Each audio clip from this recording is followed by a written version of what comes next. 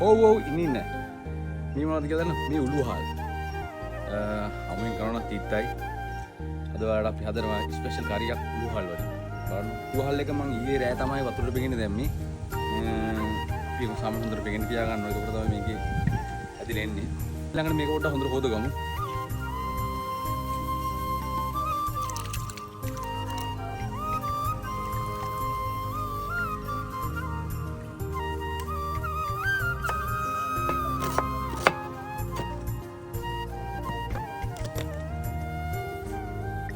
මේකට පොල් තෙල් ටිකක් දාගමු. අපි මුලින්ම මේකට අප ටිකක් දාගමු.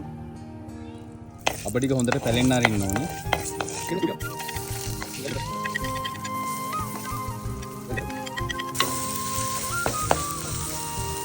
ඒකට මේ උළුහල් ටික කලවම් කරගමු. ටික වෙලාවක් ටෙම්පරාදු වෙන්න අරිනු. එතකොට තමයි කොල් තියෙන්නේ. ඒ වගේම මේකට මේ පහ කුඩු චුට්ටක් එහෙනම් තුන පහ කුඩු චුට්ටක් එකතු කරගමු. මිරිස් කුඩු ස්වල්ප එකතු කරගමු. ලුණු ස්වල්පයක් එකතු කරගමු. ඊට පස්සේ අපි මේකට මිටි කිරි ටිකක් එකතු කරගමු.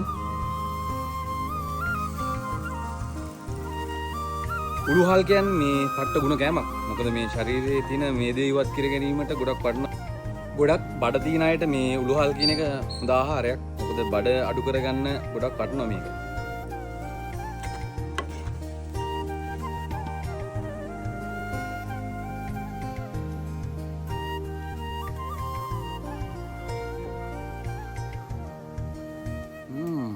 සුපර්.